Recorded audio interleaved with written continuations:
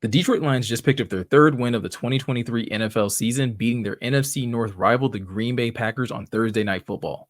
What were some of the biggest takeaways that I had coming out of that game? Stay tuned to find out that and so much more in this video, starting right now.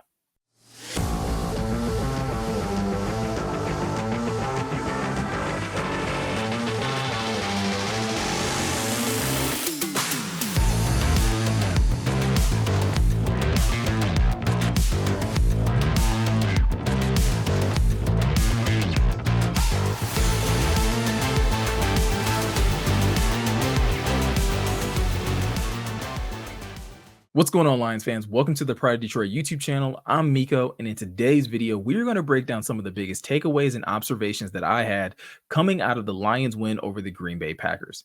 Now, like many of us saw last night, the Lions did in fact beat the Packers 34-20, pushing their record on the season to 3-1, and the Green Bay Packers now going to 2-2 on the season. This also puts the Lions in the driver's seat of the NFC North. And after watching that game, there were a number of things that stood out to me that I really want to call out in this video. So without further ado, let's start with the number one thing that stood out to me from this game.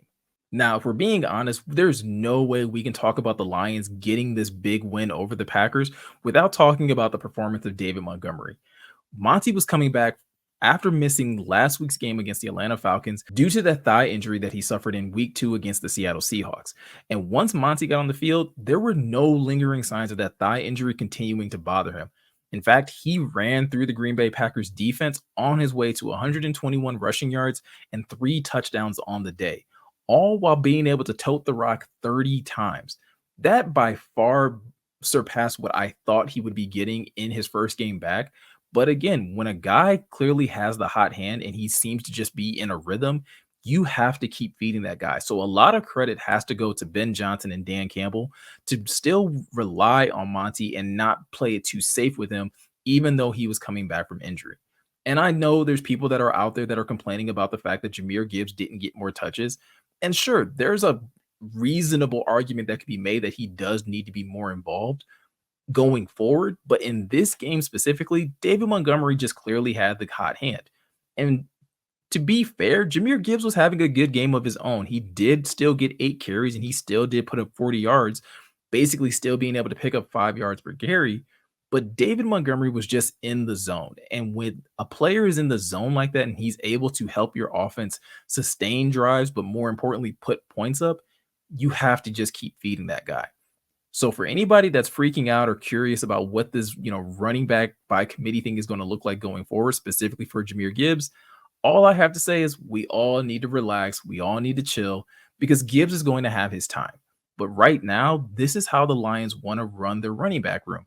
And me personally, I'm all for it. Anything that helps this team win is what I'm about. And David Montgomery clearly put this offense on his back yesterday and did get some support still here and there from Jared Goff and the wide receivers.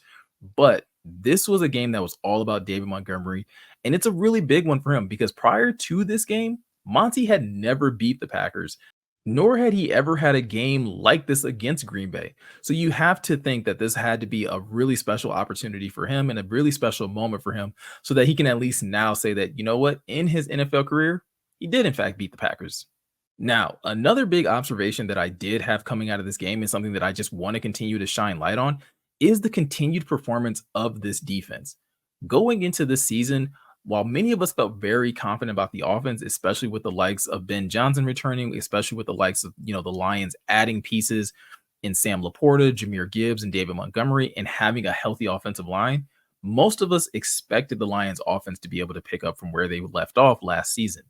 But one question that we all had was whether or not the defense would be able to capture the same magic that they had down the stretch of last season.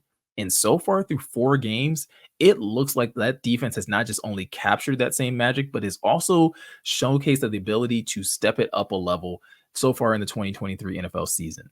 It's still early, but when you start to look at what this defense is doing through the first 4 weeks, it's really impressive. They're top 5 in run defense. They are top 10 in total yards allowed. They're top 15 in points against. These are all the things that this Lions defense is going to need to do to be able to keep the overall team's hopes and dreams of winning this division and making a strong push in the playoffs alive. And so far, that's exactly what they're doing with the likes of Aiden Hutchinson being able to just terrorize offensive lines and being able to already have 3.5 sacks on the season, to being able to get stellar performances from young rookies like Brian Branch, who did suffer an injury, which we'll talk about in a little bit, but is still showing and playing at a high level. To even getting players like Jerry Jacobs to have an amazing game and have a really good bounce back game after having a fairly slow start to the season and being able to get 2 interceptions. And let's not forget the likes of guys like Cam Sutton, who is just quietly going about his business, locking up number one wide receivers whenever he steps onto the field. This defense is kind of just all putting it together. And trust me, I know that it's early, but we got to give this defense and specifically Aaron Glenn a lot of credit for the amount of improvements that they've been able to make. Let's not forget, in the first 2 weeks of this season, this defense only had 1 sack. Since that Seattle game, they've been able to pick up 12 more sacks on the season. This defense is clearly finding their rhythm, and it's something that, again, if they're able to sustain this and be able to carry it throughout the rest of the season, the entire league is going to have to be on notice for the fact that this Lions team can hurt you both offensively and defensively and can hurt you on so many different levels with players in so many different positions. Now, moving on to the third thing that really stood out to me in this game, and it's not the most positive thing, but there is a silver lining in it, and that is the injury that Brian Branch suffered.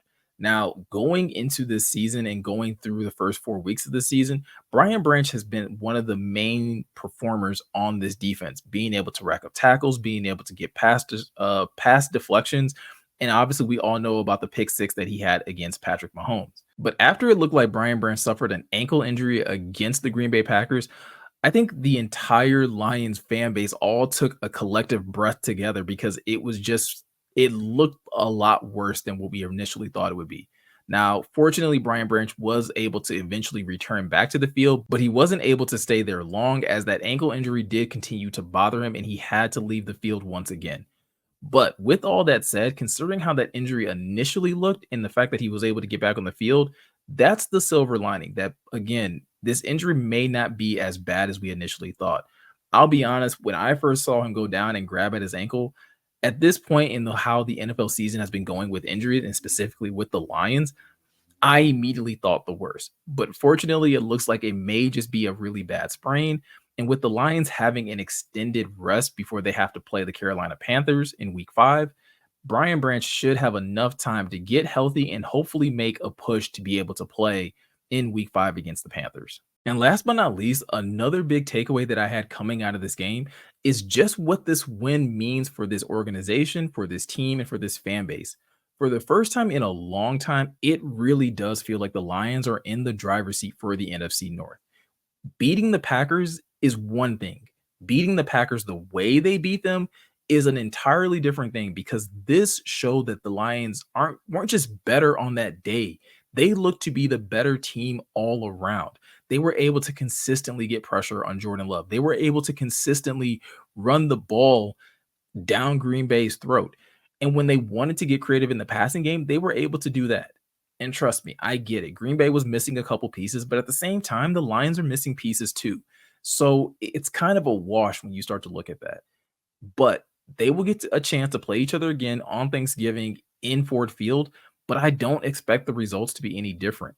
This Lions team is as real as it gets. And that's not news to any of us that have been fans of this team and have been on the bandwagon since the offseason.